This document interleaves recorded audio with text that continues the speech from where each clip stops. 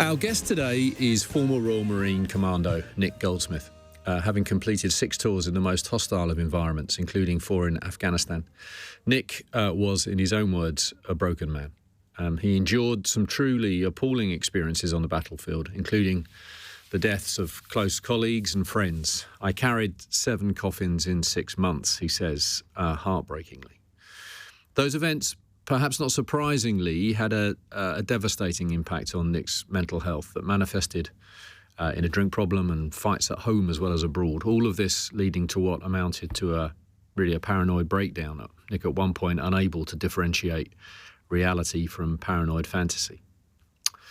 Diagnosed with complex PTSD, Nick was eventually able to get the expert treatment he so badly needed to help him come to terms with that paranoia, shame, and as he describes it, survivor's guilt. But it was a very different type of therapy that that accelerated Nick's recovery, but also led to him supporting so many others from the armed forces and also the emergency services. It was in buying a piece of land near his home in the West Country that Nick rediscovered his passion for the outdoors. Former Marine Commandos don't tend to study the ethnobotanical uses for trees, plants and flowers or make YouTube videos about the joys of forest bathing, but Nick now spends his time doing just that. Rewilded and re-energized, Nick and his wife Louise established Hidden Valley Bushcraft, where he teaches others to connect with nature through forest skills. They've also established the Woodland Warrior program, in which Nick takes military veterans and others into the woods for a healing weekend of outdoor activities and frank conversations around the campfire. In his brilliant new book, Rewild Your Mind, Nick shares his story and the techniques that enhance our relationship with the natural world, and that by mastering the outdoors, we can master ourselves. Nick Goldsmith, a very warm welcome, sir, to Crisis What Crisis. How are you? Well, thank you for having me for a start. And yes, I'm pretty good. Thanks. Good. How did the Marines emerge as a career choice for you? Deadly honest, I thought I was set for a career as a professional rugby player. That was kind of my lineage at the time was looking that way. I was playing county rugby and I managed to get into Sussex Downs College, as it was formerly Lewis beforehand. And I was just there to play rugby. I'm not even going to try and sugarcoat that I was there to take other studies. Bottom line is, I hadn't made the grade. And so I had to find another journey. So obviously now I'm sort of 16, 17, 18, a little bit lost. So I quite quickly decided I was going to have to come up with another plan. Spoke to a cousin of mine who had just left Her Majesty's Royal Marines, and literally at the point he was leaving was probably the perfect point for me to be sat down in front of him. And I had just blown up a knee as well. I'd just blown up a knee playing rugby, so I was injured. I was probably in a little bit of a slump, and my mum took me along to speak to cousin James, who's second cousin. And the long and short of it was I walked in and the first thing I saw was 2 blacked out Chinook helicopters with a bunch of guys all in black along the front with green berets and submachine guns. And the 17, 18-year-old me just went, I want that. So you get there and you're into the, infamous Marine selection process and training process at Lympstone. That's right. You talk about it briefly in the book, but the sense is that it was obviously something to endure, but clearly you also enjoyed it. You kind of found like you'd found your tribe and you found your place. I think exactly that. And to this day, I still talk on a weekly basis to some of those chaps who went through that sort of 8-9 month grueling process, that longest training in the Western Hemisphere to become a sort of an elite forces soldier. I needed that strong structure and it came at the right time for me, to suddenly go to A4 folding your clothes. I mean, what I mean by that is folding your T-shirts to within the exact parameters of an A4 piece of sheet of paper. And if it's not good enough, that T-shirt's going out the window and you're going to go down and get yourself covered in mud up to your neck in seawater and then come back again. And then, and all this kind of character building stuff, a lot of psychological stuff really that they do down there, as well as the relentless physical. But at the end of the day, that is for a reason, and that's because the job you're being sent to do, to put it mildly, is not a tickling competition. Yes. You're not there to make friends necessarily. So you have to be, the end product has to be of that standard. And at the end of the day, our British forces are forged from something like over 1,000 years worth of warfare. So it's a pretty streamlined system. Yeah, especially at the time that you were going in, right? I mean, it was an acute time for our armed forces and for the Royal Marines. You did 4 tours of Afghanistan, Nick, and spent period, and spent time in Sangin in Helmand Province, truly the sharp end of that conflict for very long periods. Yeah, you write. As I say, briefly, but very viscerally about that time of your life. You talk in the book about the esprit de corps with your comrades that you just alluded to, but also about the acceptance that you had as a group that each patrol could be your last.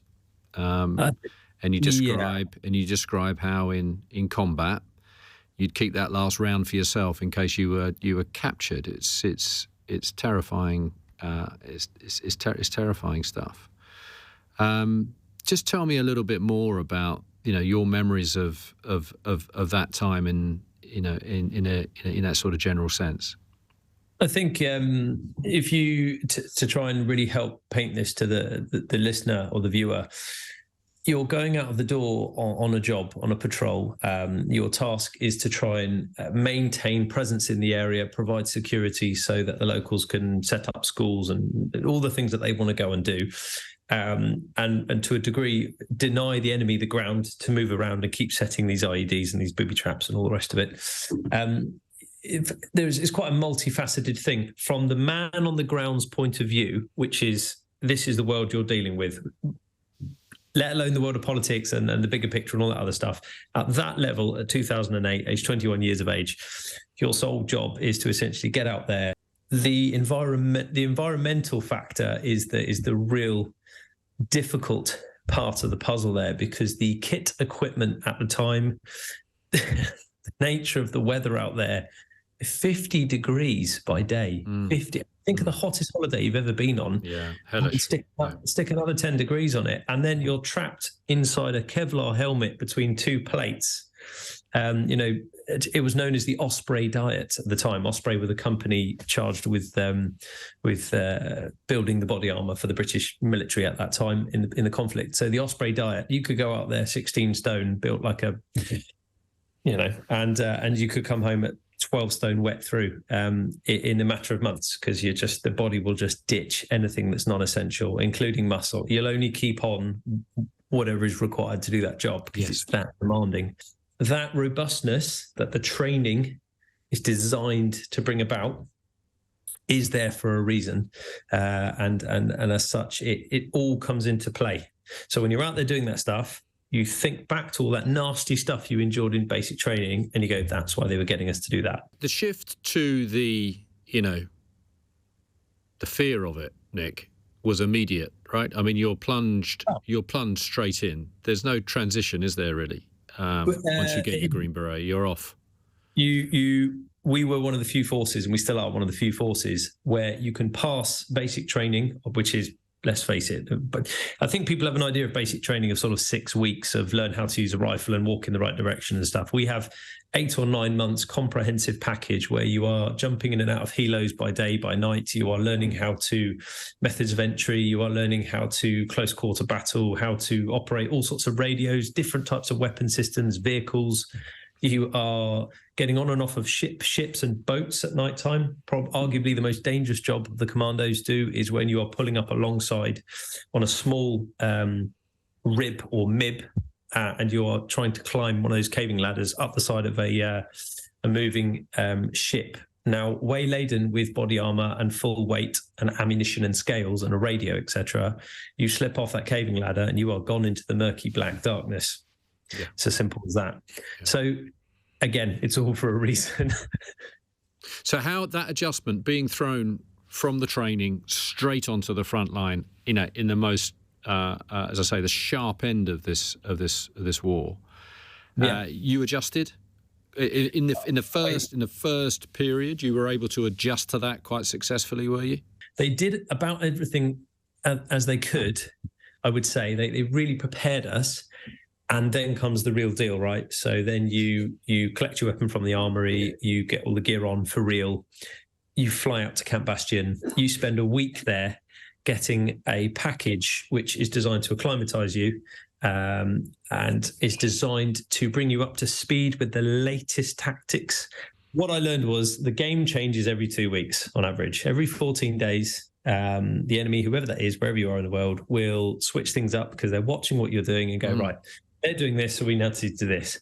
And the only way you learn that they've changed that up, sadly, is through someone going through a doorway and nearly getting their head taken off or whatever happens. And then you go, oh God, we started doing this. So it's a constant game of cat and mouse. It's a really tricky thing to deal with. But in terms of the fear and what you're talking about there, that real fear really came to light on my first day on patrol, where we were ambushed 3 times. And one of which was probably the biggest one I think I had the entire tour, but just happened to be on my first day. We saw a whole bunch of women and children fleeing an area we were moving into, and so we all lined up on the edge of a ditch. The order was given to fix bayonets. Everybody fixed the bayonets. I think that when you're doing it in training, that's one thing, right? Because then you're going to sort a position filled with sandbags with paint or whatever. And suddenly it's going through your mind, and you're just hearing those words through the radio, and you're just hearing the sound of the clink, clink, clink, clink, clink of all these bayonets going on, and it really starts to hit home. And you're on the edge of a maize field, corn, like 12-foot screen of corn, 50-degree heat, as I said, and you're carrying this incredible weight, and you're really beginning to kind of, wow, this is an acclimatization patrol, and you're carrying absolutely full weight, full scales, and really ready for a scrap if it comes your way. And it did. It wasn't quite what we expected, though. So we were all lined out in a field. Every single chap is, rather than in a straight line, every chap is facing the other way. So it's called a herringbone formation. So we're all taking it, waiting for some orders to come through the radio. About 40 meters away is a small edge of a compound, mud wall, about 4 foot thick. Well, it's the exact dimensions of a wheelbarrow, because that's how they make it. And it's made out of wattle and daub. It's that stuff that British houses were made out of in the 1500s.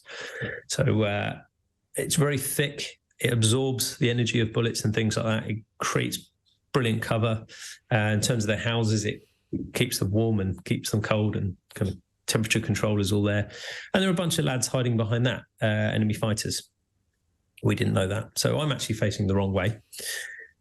And when the first burst came over the wall, it was so close and so loud. I jumped out my skin and looked to the sergeant to my left, who was busy lighting a cigarette, as if to say, still hand on my weapon, but like, what's going on? Looking around, thinking that one of the lads just had a nightmare and leant on his trigger and somehow let off a burst. I thought it was an accident. But the chap I was looking at, that sergeant, that was his fourth or fifth fighting tour. So he spat the cigarette out, shouted contact, turned around. I turned around, laid on the floor, and then off it went. And there were nine enemy fighters with fully automatic Kalashnikov variants with the big bag of bullets underneath the PKM. All I could see was a set of tripod legs over the end of a wall, so there's nothing to even really return fire onto very well. You'll be lucky if somebody pops up behind for a second just to see where you're laid out, and they're just emptying from behind the wall.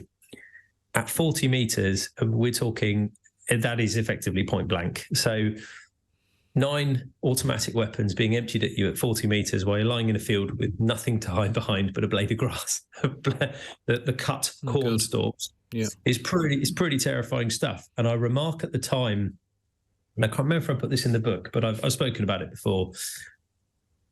Even the medic, our medic, and generally if the medic's firing, something's going wrong, because you always want to keep the medic just one tactical step behind in case you... Yeah, of course, in case it's needed, He'd done 7 of his 8 magazines in this initial contact. Right. I was flicking through a little diary where I'd been keeping notes and things like that. I'd done something like nearly 400 in that sort of time period that this thing was happening.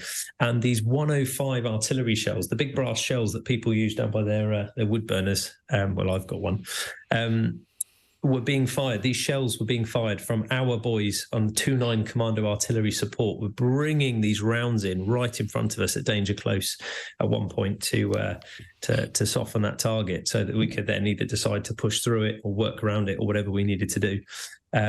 Utterly terrifying, hearing artillery shells tearing the sky in half from 6 kilometres away and coming down right in front of you. So that's your first patrol. This is first contact, and there was another 2 by the time I got back to the FOB that day, right? So there's a lot going on. Day one. This is day one on the job. This is week 1, day 1. Yeah. Welcome to Sangin. This is what you're going to have a lot more of. And then after being separate, my section being broken off from the other 2, so there's only 10 blokes in a section, we had to get up and run once the fire had died down and the RPGs had stopped flying in from further in-depth positions and all the other chaos. And we had to do an amphibious extraction up to our sort of chest in water, up through the canal path and back up into a sort of a friendly call sign base where 8 Royal Marines were mentoring 30 Afghan National Army guys who were trying to provide us with covering fire over the top. And the enemy was still having a crack here and there wherever they could get an angle down to the river there. So rounds were splashing in the water and it was all pretty chaotic. And when we got back, during that initial contact, I'd watched my corporal take one through the shoulder. He's a very brave man because he realised that signal that needed to get sent back to the base to let them know what was going on so that we could get that artillery to come over. Yes. Well, to get that message out, when you're lying flat with the antenna laying linear to the floor, it's not going to happen. So he very bravely got up on a knee in the middle of this wall of lead from both sides and was pinged straight through the shoulder and just carried on like he was buying a pint of milk very bravely. Got the message out there. So those sort of acts daily is kind of really what I feel epitomises us as British commandos. You're not, an understatement. Nick, you also write about, the sort of civilian horrors that you witnessed. Children gassed by enemy fighters for going to school at that period in Afghanistan's history. Parents who would pretend they were victims of conflict so as to get the compensation from the military. You write about that. What they would do is they would basically, you could see that the medics were picking this out, that there were burn marks, powder marks from where the muzzle of the barrel of the Kalashnikov or whatever it is they were using, and they were generally sort of shooting them through the thigh or through the buttock or through the arm and then bringing them into our forward operating base because we had created a pattern of dishing out compensation at the time to the tune of a couple of $100 for people who had been caught in the crossfire. So, of course, they, out of desperation, they'd found a way around that. And there's nothing to say that it was necessarily the parents, because being a parent, I can't ever imagine having to do something like that, but it might well have been an enemy fighter or someone who has then tasked that person with taking that child into our compound to then describe what does the inside of the compound look like, where do they keep the vehicles, is it on this side or this side, and so life is cheap out there. I mean, we found a bloated body up against the grate of the river that was coming through that we were using to wash between patrols, and there was no greater feeling than getting all your kit, getting all that equipment off and just getting into the river up to your neck and cooling water. They quite quickly denied us that when one of the patrols was sent and found the presence of the body in the river there. So again, couldn't use the river then. It's chaos, absolute chaos. Yes, that is the right word. I mean, you also describe a shocking moment, Nick, when you're sent into, I think I've got this right, throw a hand grenade into a building that you believe is occupied by enemy soldiers. And by chance, you're not wearing your ear defenders that day. And you hear... I think, so the way I'd written that was I wasn't wearing them that day. My ear defenders didn't arrive while I was on that tour. Oh, we always really? had these things. We had this gunk pressed into our ears back in the UK. So we would have these cutting edge ear defenders for the tour. Yeah. They didn't arrive till 5 months into like the very last month of the tour. I remember well the stories about equipment failures. Yeah. So on this day, you'd not got your ear defenders. And in a way, thank God, because that allowed you Absolutely. I was sidling up to the edge of a door. We'd already, basically the premise behind that day was we'd gone out on patrol, we'd been taken on, and we were following up the enemy. They'd gone into what looked like can only be one way. There's no possible way they could have been out of there. We were going to go follow them up. So we're just clearing room after room after room, methodically and carefully, obviously having to use the metal detectors to cover all of the walls around the door frames. You have to be so careful, because the commonplace thing back then was to have what was called a come on, where they would fire a couple of rounds at you and then disappear. You'd go running in there to go take them on, and then kaboom, that would be the end of you. So you have to have a very calm, cool, calculated head about you. You can't become emotionally distracted by that sort of thing. It's utter concentration. So you're working your way through. We get to this last room and we're thinking, well, they've got to be in here. So I'm getting ready to pull the grenade and to go do this room. And I remember hearing a cough. It was a cough. Definitely, I felt that it was a female cough, and a shuffling of feet. Well, there's more than one person in here, all the rest of it. And for whatever reason, just decided that I was going to go and clear that myself. So I was the first guy to be in anyways. I was like, right, I'm not going to throw the grenade. I'm just going to go in with the mini up on hold and swing from the door as best I can, clear from the door and then in. And there's just this piercing scream of all these terrified women and children. And it really took me by... I was a bit shocked, and they were crying, and they were absolutely terrified, because you can imagine being stuck in a room and hearing all this banging and shouting, and going all the way up to your door. What do you do about it? So, as to where the enemy fighters were, to this day, I don't know whether they disappeared. But in that moment, I imagine an enormous sense of relief. But actually, what an amazing demonstration of the power of your instincts and bravery, Nick. There is no other word, because by not chucking a grenade, you took a risk. You took a decision that was dangerous to yourself, and that is, it's an astonishing tribute to you, Nick. You lost a lot of friends. Some of them shot and killed alongside you, I know. 7 funerals in 6 months, you describe in the book. Many more, I think, that you've attended in the months that followed. You say you can't listen to Mariah Carey's Hero without getting flashbacks. If your son Finley is using red paint, your wife has to, when he's sitting at home, playing, your wife has to pre-warn you.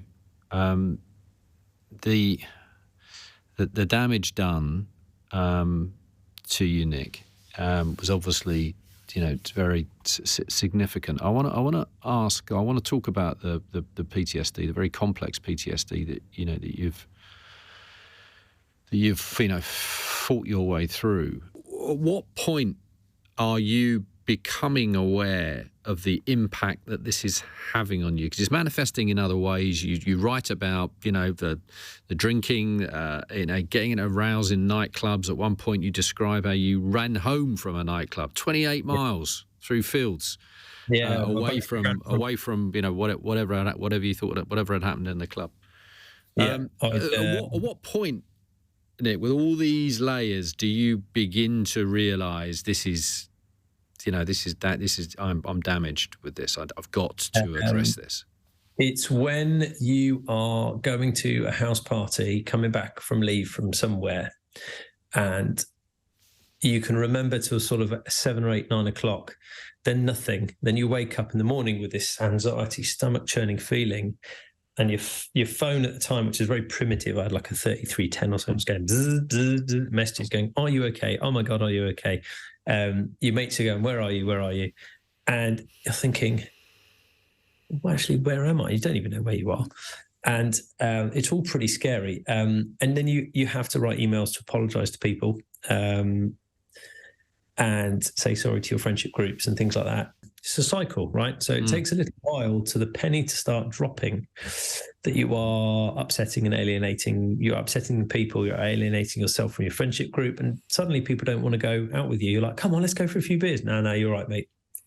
Oh, what's up with you? What's up with so-and-so? You ring so-and-so. Oh, I don't know. Nobody wants to be the bearer of bad news, apart from someone like Chris, best mate, who's like, you're a nightmare.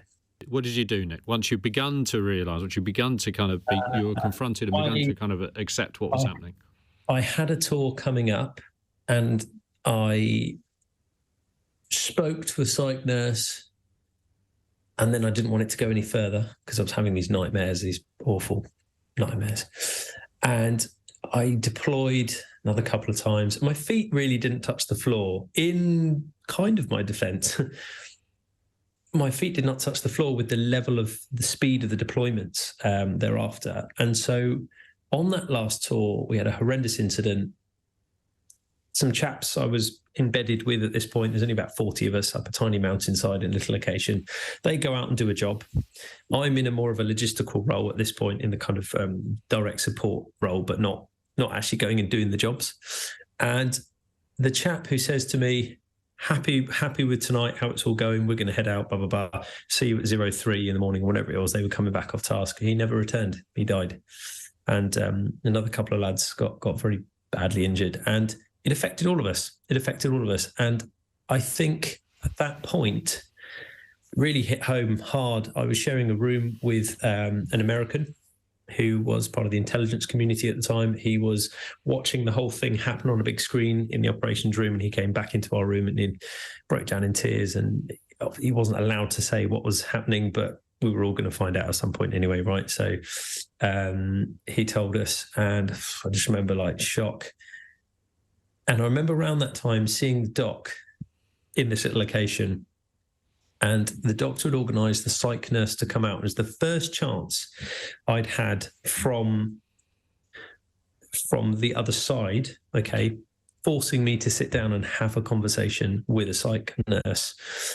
I was identified, along with a couple of others, as struggling somewhat. Yeah. And so that then turned into, I'm going to let you finish the tour, but you have to promise me that you will come and see me before you go on leave. And I said, okay, absolutely. I think this was nothing more at this point than a sort of pinky promise type thing. But if I say I'm going to do something, I'll do something. Right. So I got back, handed my weapon into the armory, and I spent the night on the base, on the floor in front of our lockers, just in my sleeping bag. Rather uncomfortable night in our little rest room where I knew how to get the key and get into the building.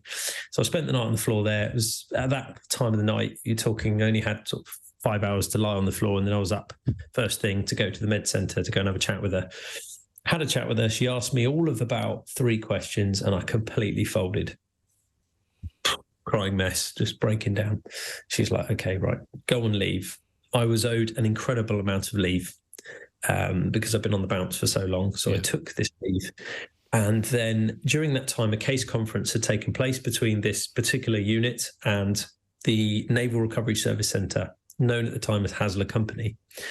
They said, yeah, we'll take him on. They were like, cool. It wasn't followed up. There was a bureaucratic error that took place. So 8 months into this, I'm on leave. And you were lost in the system. Absolutely lost in the system. Still getting paid every month, but no one's ringing me, no one's chasing me, no one's asking me to come to the base, nobody's asking me to do anything. So I got to my very lowest moment in the sort of December. But fortunately, I had this little piece of woodland and a place to be and something to do. And so I had an ounce of, I wouldn't say purpose. What I now say is I wake up with purpose on purpose, or on purpose with purpose. Okay, I have a little job and I know what I'm going to go do, and I'll go and achieve that. But at the time, I knew nothing more than go down the woods, make a fire, sit around the fire, admittedly, maybe take a bottle of rum, and just sit there and take an axe and a spade or whatever and clear the paths and start to make something of this little patch of woodland that we'd bought. Just explain quickly then, because the system does re-engage with you, having through this error lost you for a while. They then do re-engage with you, and that's how you reached out to them, did you? On the flip of a coin, if she answers, great. If she doesn't, I don't think we need to discuss what the likelihood was after that. So I then went down to the base for 1 week or a day or two, looked at my room, great, know where I'm coming to, sent me away again. 2015, after Christmas leave, I come down and I begin my recovery journey. And I start off in the Naval Recovery Service Centre, and I stayed there till 18, where I was then discharged. During that time, I went through all the hoop jumping of everything that they were asking of me.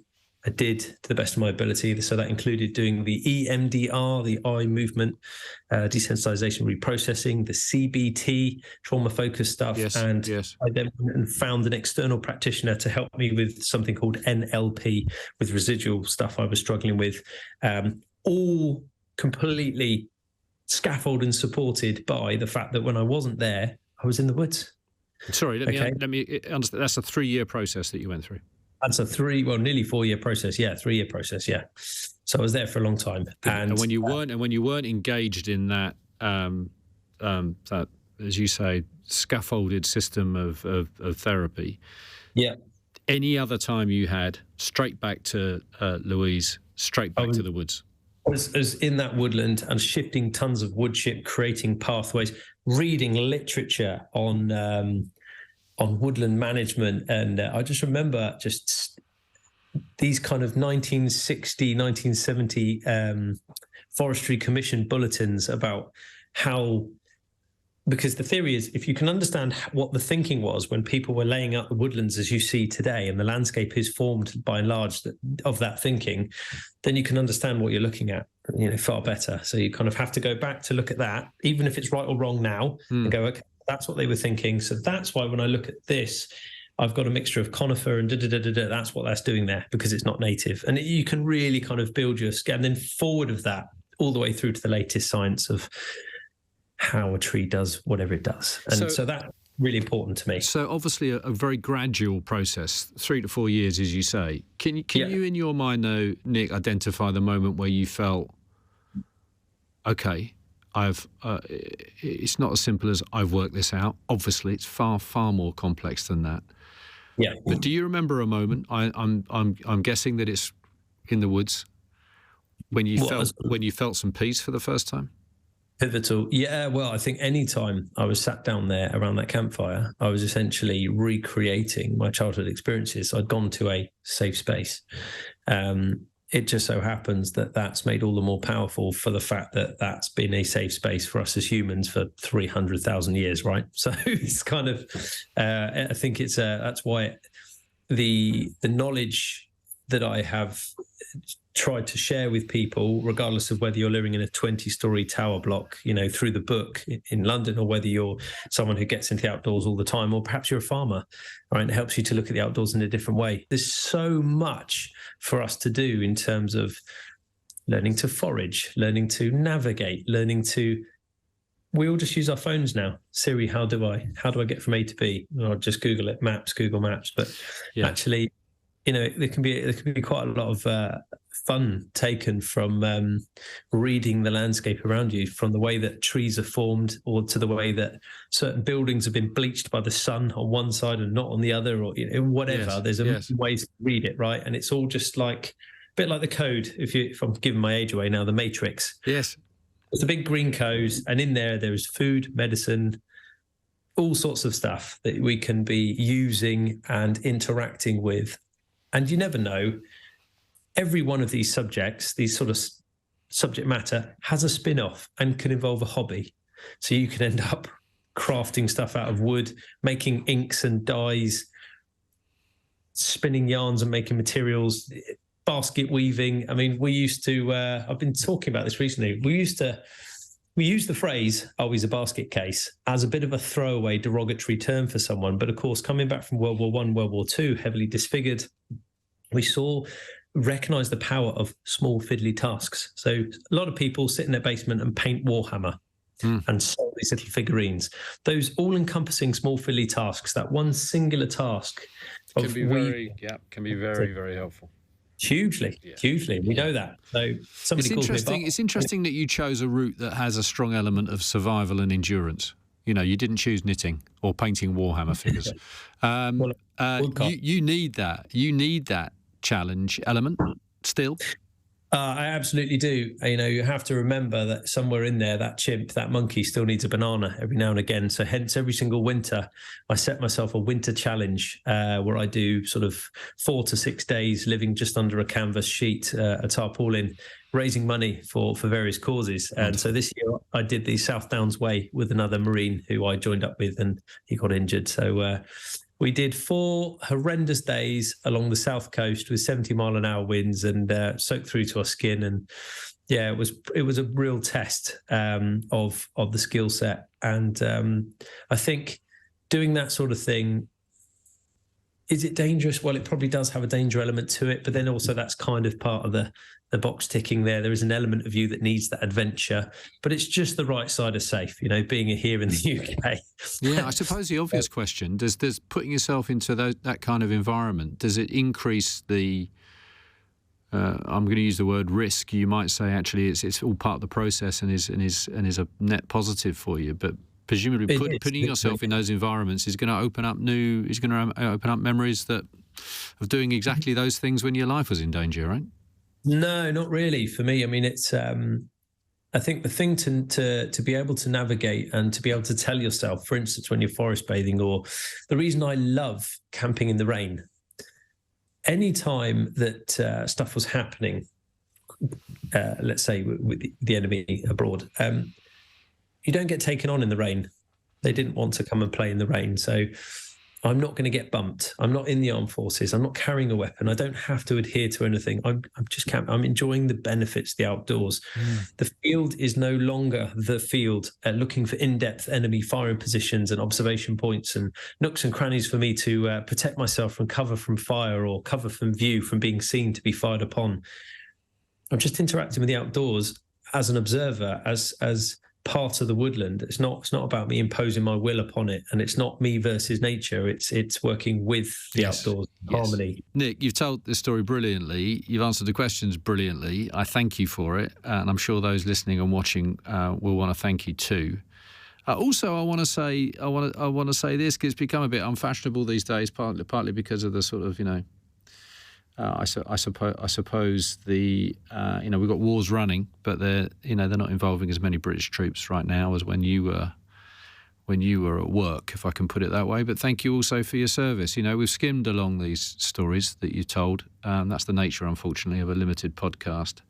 But this is years of your life that you gave to this, and putting your life on the line every day. So thank you for that. I also want to finish, if I may, as we do. You are the first guest that I'm going to ask for crisis comforts. We used to call them crisis cures, Nick, but I had a brilliant guest on recently called Julia Samuel, who is a most fantastic psychotherapist and trauma specialist, and she told me that cure is all wrong. There are no cures. This is the point. So I've been corrected, and you are the crisis comforts debutant. So up against it then. Here we go. Yeah. So give us 3 specific things. Can't be another person, please. 3 specific things. Right. I would use I'm going to go with an acronym, because acronyms are easy to remember. I love an acronym. Go on. I am going to go with EM for Mike, F. So Echo, Mike, Foxtrot, EMF, just because it rolls off the tongue nicely. So E, environment. Change your environment. So if you're feeling that all-encompassing stress, knotted stomach, sweating, all the kind of stuff, environment, change your environment and go for that walk. Even if you are living and working in the concrete jungle that is a city, put your coat on. I don't care if there's that much of your face showing. Get outdoors. Go for 15 minutes per head. Nobody on earth ever went for a walk and came back feeling worse. Okay, so you will feel somewhat better. EMF, M. What is M? Hang on, I wrote this down somewhere. What is M? I should know this. EMF, music or sound. If you can take the time while you're out on that walk to stop, close your eyes. Basically, what I'm getting you to do is just run through your senses. So listen to what's around you. Hopefully you won't have ear-piercing sirens in your ear and blue light and stuff going off, worst case scenario, but hopefully you'll be able to denote and pick out the subtle things that are happening around you. And in doing that, you're stepping outside of yourself and your own noise and your own ego and your own hype, your own kind of uncomfortable situation and start to just take in what's around you. And what that does is it lends that perspective, which is quite helpful. Ideally, put a piece of music on. Music is a window to the soul, and it has such an ability to invoke wonderful memories, holiday feelings, good vibes, your favorite gym tune that gets you really up for it, whatever it is. Music is a powerful one. And then foxtrot, I'd say food. Again, it's those old factory settings in the back of the brain there. And food coupled with music or sounds, or, if you like the sound of trickling water or whatever it is. So food, if you can get hold of some decent street food, if you can pack lunch and take it with you on your little walk and it's your favorite food, get hold of a cookbook at the end of your day at work and start making up your favorite recipes, your favorite stuff you had in Greece, lamb cleftico, whatever it is, beef stufado. I'm just naming a few of mine. Find a way to stimulate and hack into that primal system and get those dopamine and those endorphin hits, something you can do within a lunch break. Okay, something like that. So environment, getting into that environment, change your environment, could be going to the gym, whatever it is, right? Change your environment than the one you're currently sat in, feeling horrible. The things that are happening around you and the sounds that are going into your ears, music or sounds, find something that you find soothing. Okay, maybe go sit down by the river, whatever. And then food. Get something on board that is going to just be a complete win for you and your little feel-good hormones. There you go, EMF. Superb. Thanks so much for your time today. We really appreciate it. And the book. Good luck with it, sir. Thank you for having me on. Cheers. If you've enjoyed this episode, please do give us a rating and a review. It really helps. And if you hit subscribe wherever you download your podcast from, you'll find loads more useful crisis conversations. You can follow us on Instagram and TikTok, and you can watch the full episodes on YouTube. Just search for Crisis What Crisis Podcast. You can also find full transcripts of this and every episode on our website, crisiswhatcrisis.com. Thanks again for joining us.